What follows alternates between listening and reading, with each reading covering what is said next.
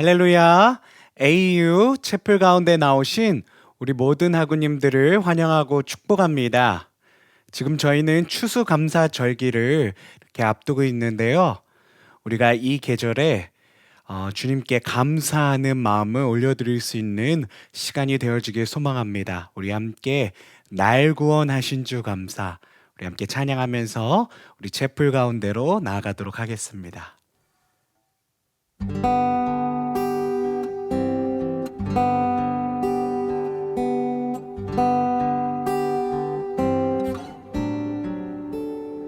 날 구원하신 주 감사, 모든 것 주심 감사, 지난 추억이 내 감사, 주 내 곁에 계시네.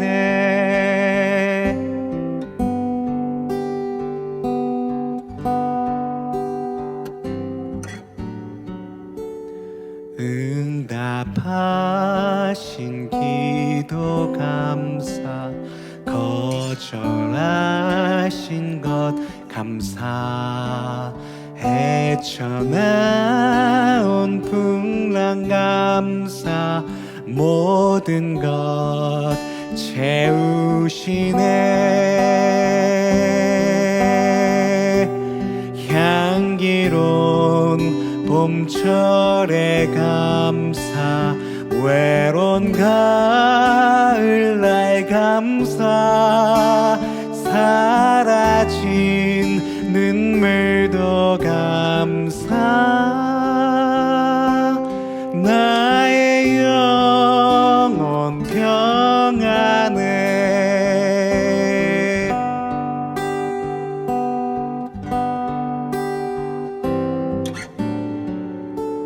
길가에 장미꽃 감사, 장미가시도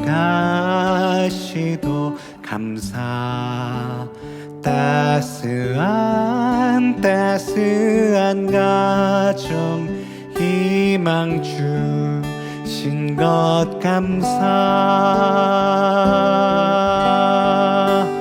아픔과 기쁨도 감사, 절망 중 위로 감사, 증량 못할 은혜 감사, 크신 사랑 감사해. 기쁨과 슬픔도 감사, 하늘 평안을 감사, 내일의 희망을 감사,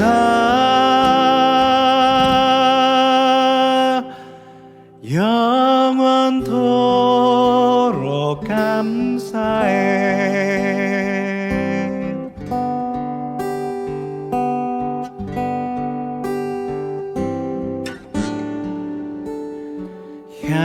향기로운 봄철의 감사, 외로운 가을날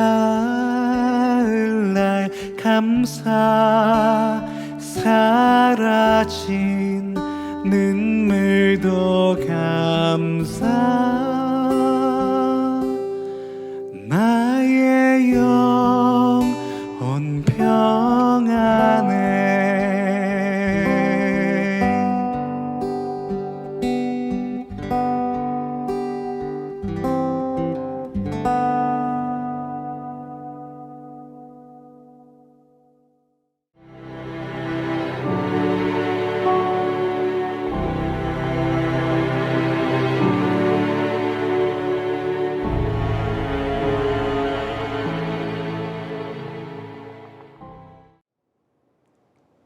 안녕하세요. 오늘 우리가 함께 살펴볼 말씀의 제목은 두 왕에 대한 이야기입니다. 우리가 친숙한 한 왕인 다윗과 그리고 많이 알려져 있지 않지만 북이스라엘의 첫 번째 왕인 여로보암 1세 이 두 왕을 비교하면서 우리가 두려움을 이기는 믿음 그리고 하나님을 경외하는 삶이 무엇인지 함께 나눠보는 시간을 가져보도록 하겠습니다. 이 두 왕은 공통점이 세 가지가 있고 그리고 차이점이 세 가지가 있습니다.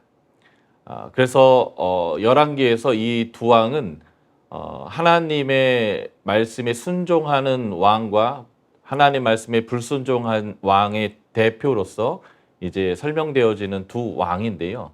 그 이유는 두 왕이 하나님부터 똑같은 세 가지의 은혜를 받았지만 다른 모습 세 가지를 보였기 때문에 이 두 왕을 기준으로 이제 하나님을 순종한 왕과 불순종 왕을 나누고 있기 때문에 그렇습니다. 자, 오늘 우리가 함께 볼 본문의 말씀은 열왕기상 13장 26절부터 33절까지의 말씀인데요. 제가 먼저 읽어드리도록 하겠습니다.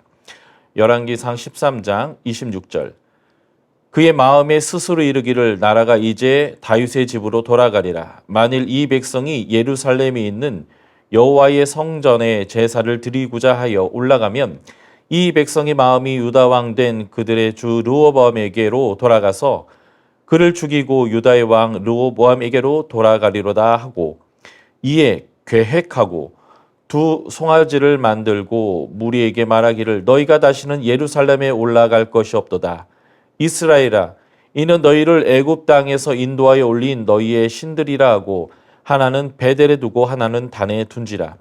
이 일이 죄가 되었으니 이는 백성들이 단까지 가서 그 하나에게 경배함이더라. 그가 또 산당들을 짓고 레위 자손 아닌 보통 백성으로 제사장을 삼고 여덟째 달 곧 그 달 15째 날로 절기를 정하여 유다의 절기와 비슷하게 하고 제단에 올라가되 베델에서 그와 같이 행하여 그가 만든 송아지에게 제사를 드렸으며 그가 지은 산당의 제사장을 베델에서 세웠더라. 그가 자기 마음대로 정한 달 곧 여덟째 달 15째 날로 이스라엘 자손을 위하여 절기로 정하고 베델에 쌓은 제단에 올라가서 분향하였더라. 아멘. 다윗과 북이스라엘 첫 번째 왕 여로보암은 세 가지의 특징, 동일한 점이 있었는데 그 동일한 점 첫 번째는 두 왕 모두 하나님이 직접 선택한 왕이다라고 하는 것입니다. 특별히 하나님이 이 두 왕을 선택했던 시점이 굉장히 중요한데요. 이 왕의 전 왕이 불순종하고 그래서 그 불순종으로 인하여 백성들이 고통 가운데 빠져 있을 때에 인간의 잘못, 왕과 백성들의 잘못으로 인하여 고통 가운데 있는 자들을 구원하기 위해서 하나님이 선택한 왕들이라는 겁니다. 다윗 이전의 왕은 사울 왕이었고 그 사울 왕은 하나님에 의해서 세워졌지만 불순종하여 하나님의 안식을 누리지 못하던 시절이었는데 하나님이 다윗을 통하여서 이 고통을 끊어내기 위하여 하나님이 다윗을 선택하고 역사하셨다는 것이고요.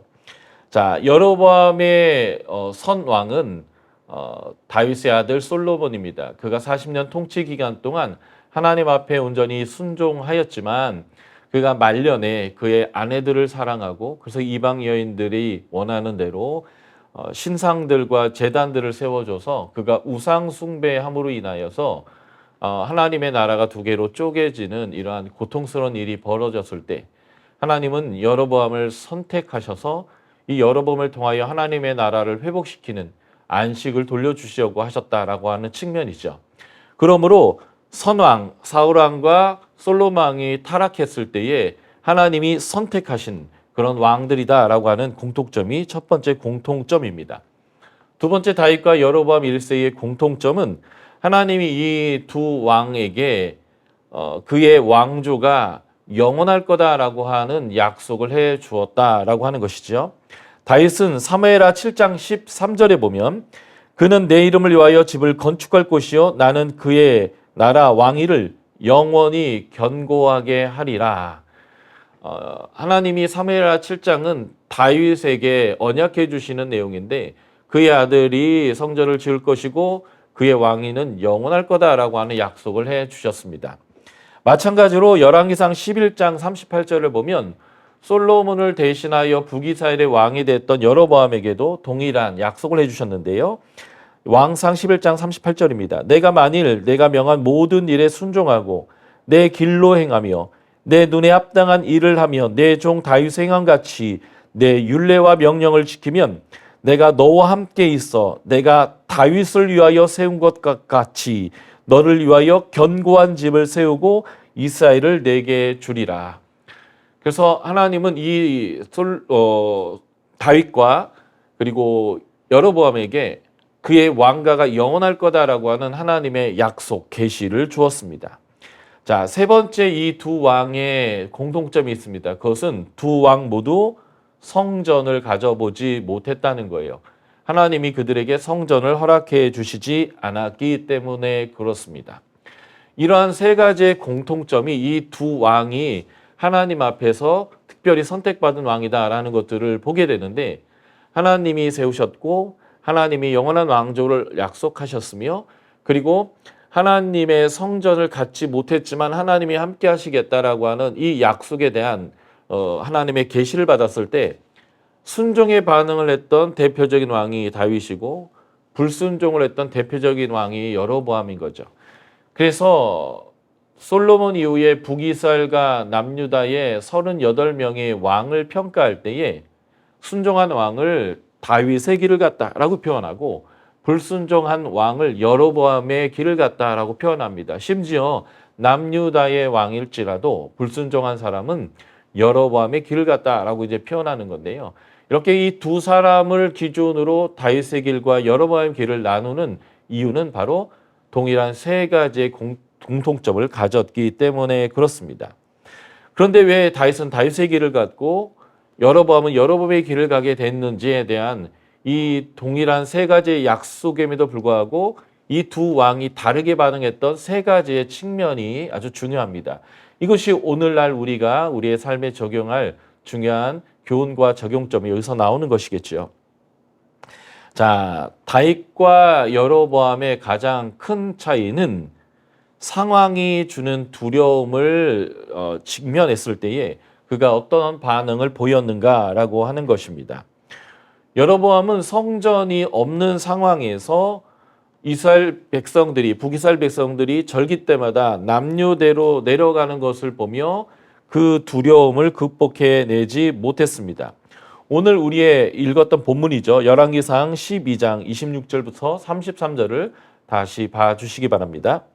26절 보면 그 마음에 스스로 이르기를, 지금 어떤 현상을 보고 마음에 결정한 것이 있다는 거예요.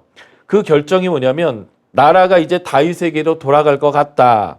왜냐하면 예배드리러 자꾸 백성들이 남쪽의 솔로몬의 성전에 가게 되면 그들이 마음을 돌이켜서 나를 죽이고 유다왕 르호보암에게 돌아갈 것이다 라고 하는 두려움이 그에게 임했고, 28절을 보면 이에 계획하고, 그가 두려움에 휩싸인 그 결과 그가 결정한 것은 성전을 스스로 짓겠다는 거죠.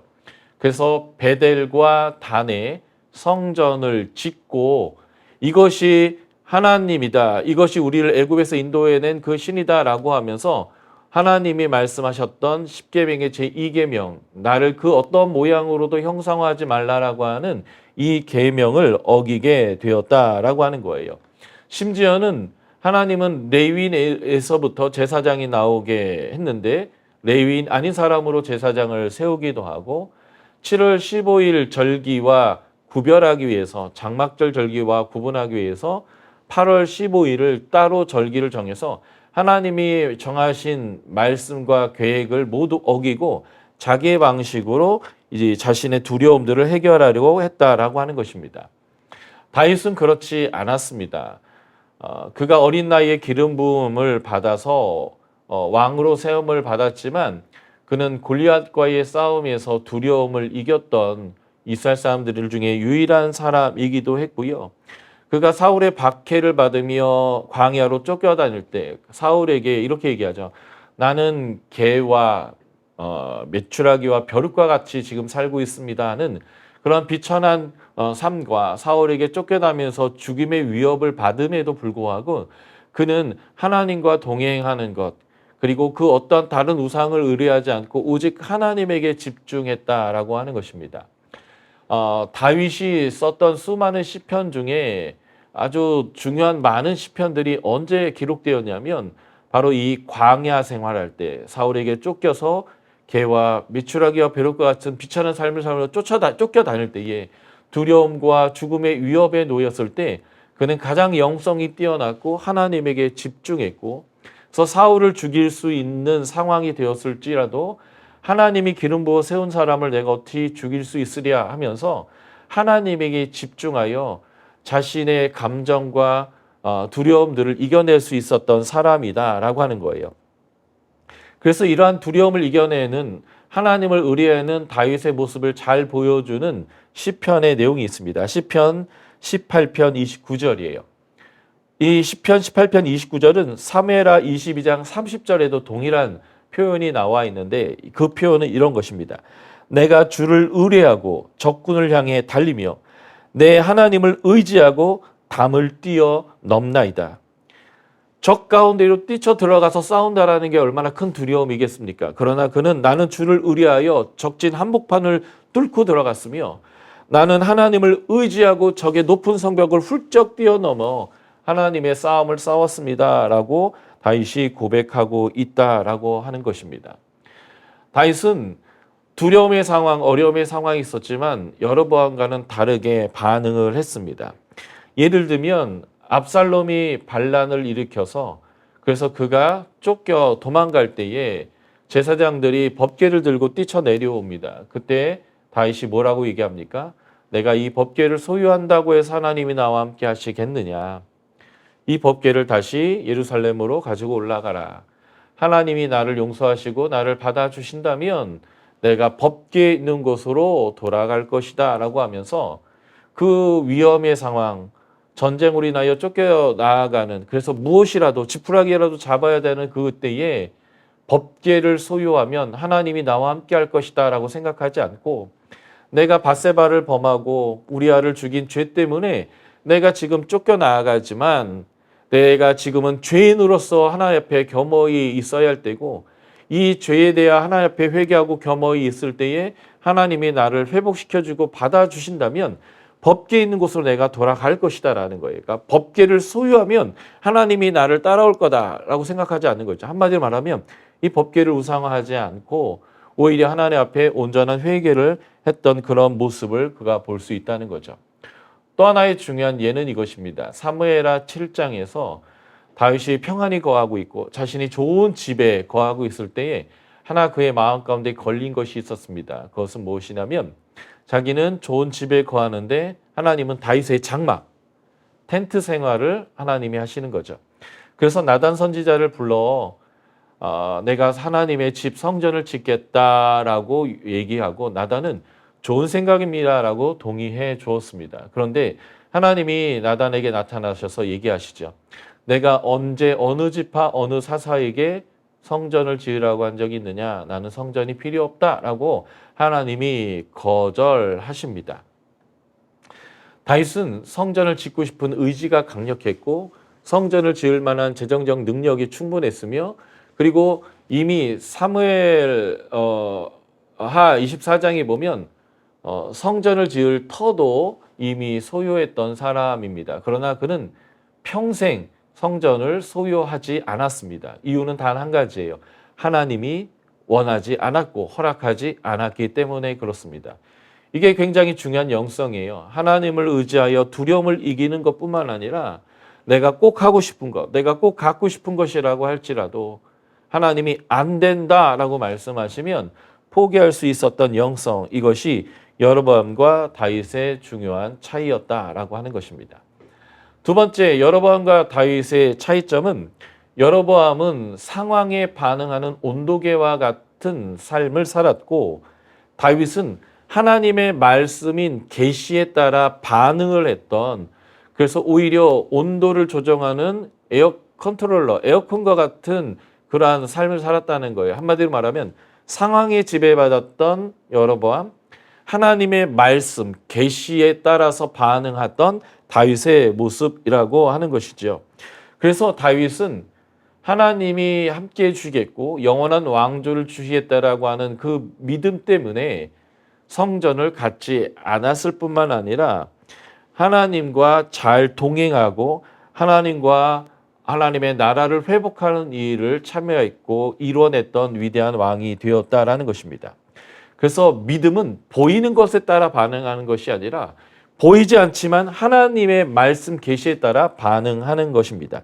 히브리서 11장 1절 우리가 잘 아시죠? 믿음은 바라는 것의 실상이요 보지 못하는 것의 증거다라고 말합니다. 고린도후서 4장 18절은 이렇게 얘기하죠. 우리에게 돌아보는 것은 보이는 것이 아니요 보이지 않는 것이니 보이는 것은 잠깐이요 보이지 않는 것은 영원함이라. 고린도서 5장 7절에서도 바울은 이렇게 얘기합니다. 이는 우리가 믿음으로 행하고 보는 것으로 하지 아니함이로다.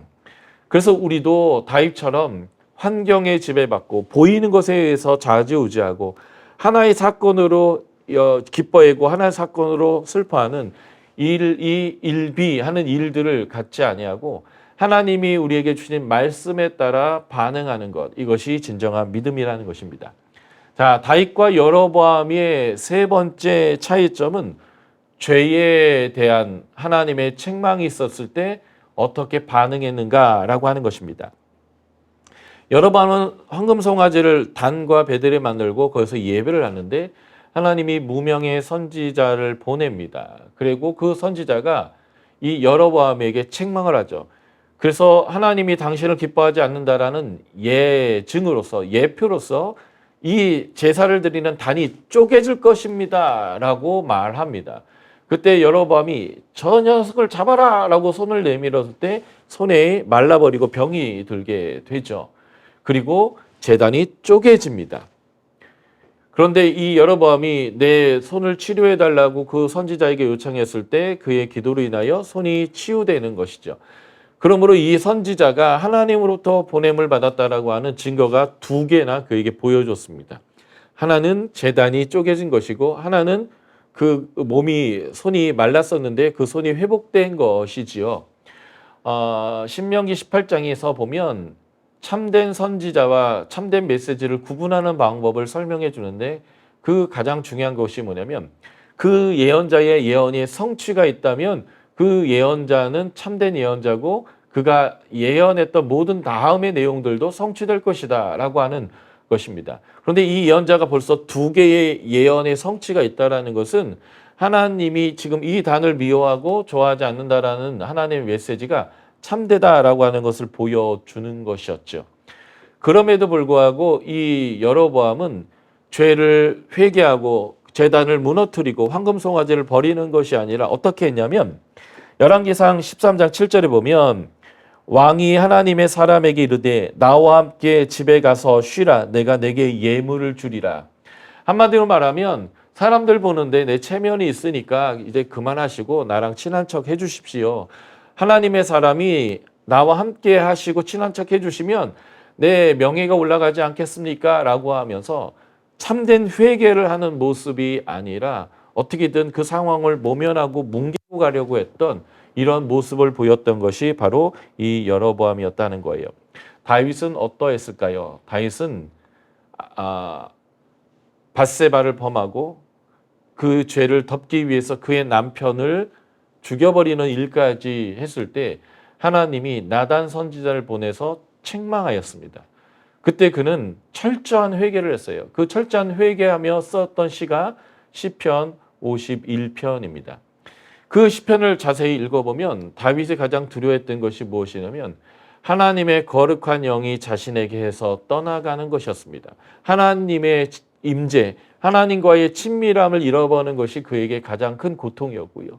그래서 그는 철저하게 회개합니다. 하나님, 저는 죄인입니다. 엄마의 모태로부터 죄인으로 태어났습니다. 나를 용서하여 주십시오. 나는 나쁜 놈입니다. 라고 하나님 앞에 철저히 회개하고 하나님의 영으로 나를 새롭게 발아 재창조해달라고 하나님께 강력히 요청하며 하나님 앞에 씨름했고 그것으로 말미암아 그는 회복되었고 하나님의 거룩한 왕, 대표적인 하나님의 여호와의 싸움을 싸운 왕으로서 인정받게 되었다라고 하는 것입니다. 하나님에게 동일한 축복을 받은 세 가지 공통점. 하나님이 그를 선택했고 그의 왕조를 영원히 하게 하셨으며 성전 없이도 하나님이 그와 함께 동행하겠다라고 하는 의미로 성전을 주지 않았지만 누구는 다윗의 길을 갔고 누구는 여로보암의 길을 갔습니다. 우리는 다윗의 길을 가야 할까요? 여로보암의 길을 가야 할까요? 우리는 보이는 것이 아니라 보이지 않지만 하나님의 말씀을 의지하여 우리 가운데 오는 두려움에 따라 반응하는 것이 아니라 하나님을 의지하고 하나님을 담대히 따라 나아가고 우리 가운데 죄가 있다면 하나님 앞에 철저히 회개하고 하나님과의 친밀함을 회복하고 하나님과 동행하는 삶을 살아나가는 그 믿음의 삶을 선택하는 다윗의 길을 가시기를 주의 이름으로 축복합니다.